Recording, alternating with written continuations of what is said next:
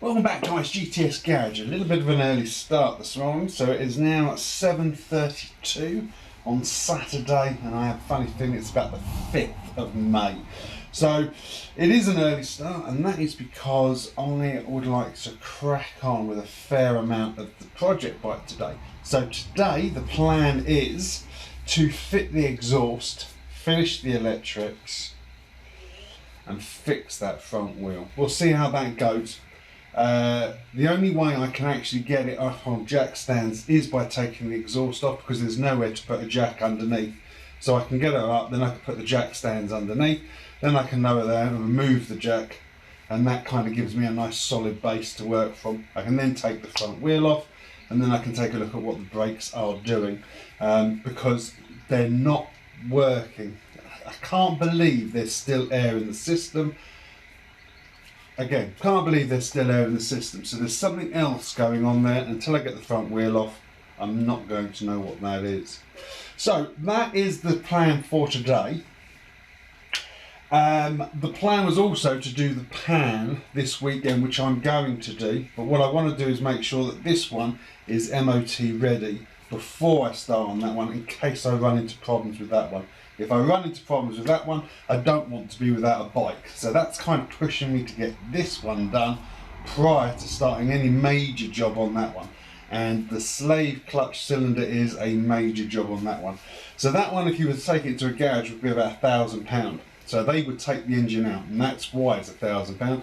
They strip all the side covers off, take the engine out, do a 15-minute job on it, put the engine back in. So yeah, it's just a lot of money, which, to be absolutely honest, I would not want to do. I also don't want to just sell it on to somebody else who's got the issue, because that's not a nice thing to do. Right, so enough of that waffle. Let's crack on, and we'll start by getting this up on jacks and taking the old exhaust off. Okay, my first top tip of the day is, if you're going to do a job like this, first of all check that you have everything you think you have prior to stripping bits off your bike. That's the first top tip.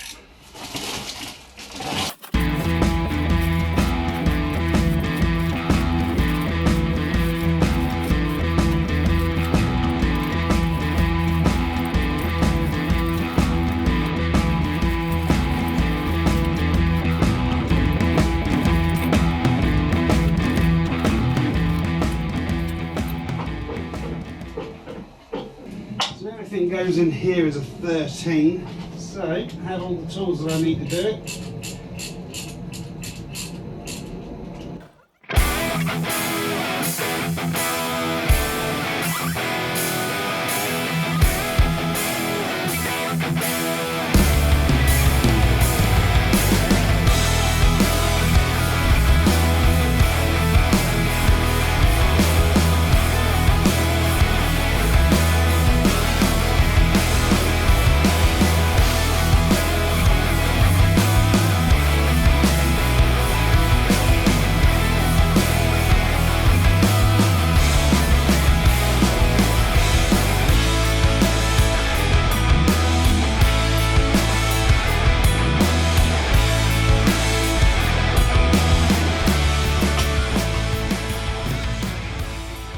Okay, so the bike is slightly pissed, and that is because it's sitting in the chop at the back, and a double-edged sword, that chop, I suppose. So I'm going to release the safety nut on this side, or safety bolt, I don't know why I said nut.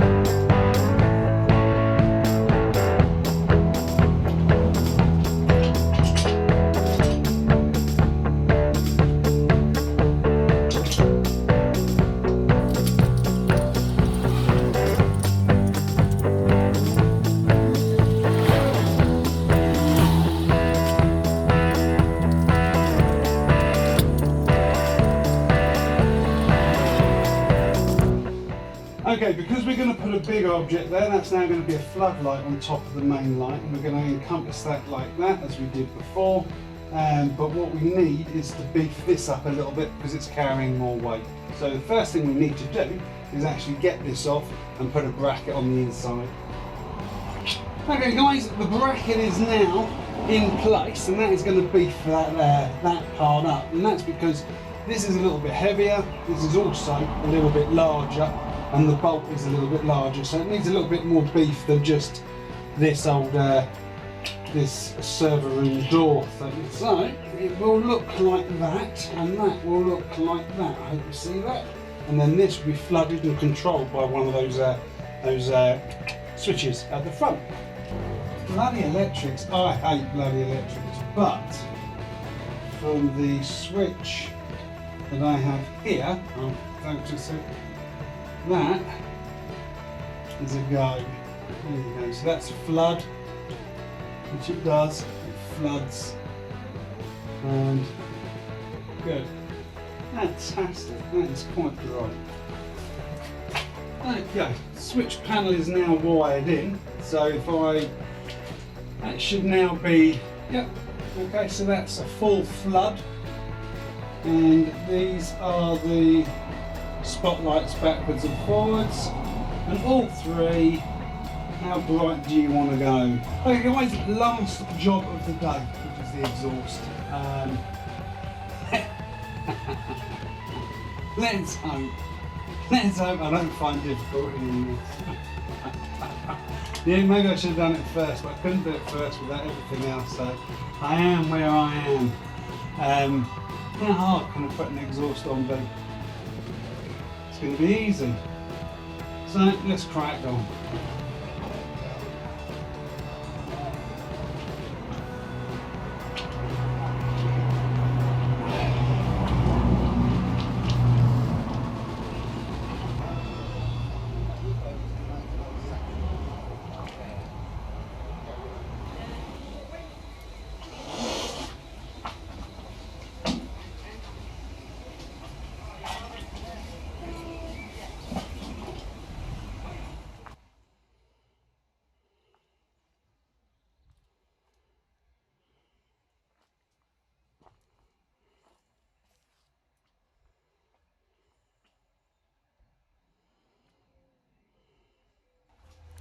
Okay guys, another day done, and what I would call significant progress. So, just to recapture, took the brakes off, had another bash at doing those. They are losing pressure, that's what's happening there. There is a leak somewhere in that system.